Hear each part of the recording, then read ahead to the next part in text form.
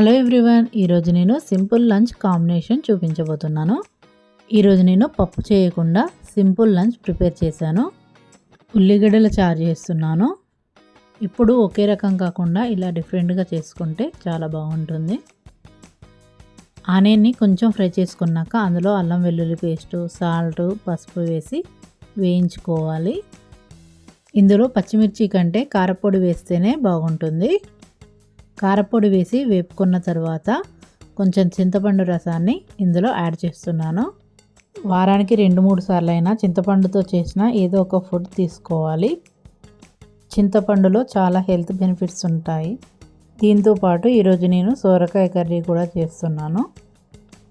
చారు కాస్త చిక్కగా అయ్యే వరకు మరిగించుకోవాలి. సోరకాయతో కర్రీ కాదు, పచ్చడి చేసుకున్నా చాలా బాగుంటుంది. పచ్చడి వీడియో ఆల్రెడీ నేను ఛానల్లో అప్లోడ్ చేశాను. కావాలి అంటే ఒకసారి వెళ్ళి చూడండి.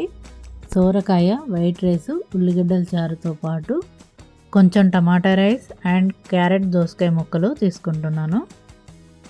ఈ ఫుడ్ చాలా సింపుల్గా టేస్టీగా ఉంటుంది. ఈ వీడియో మీకు నచ్చితే ఒక లైక్తో పాటు మంచి కామెంట్ పెట్టండి. మరిన్ని ఇలాంటి వీడియోస్ కోసం ఛానల్ని ఫాలో అవ్వండి.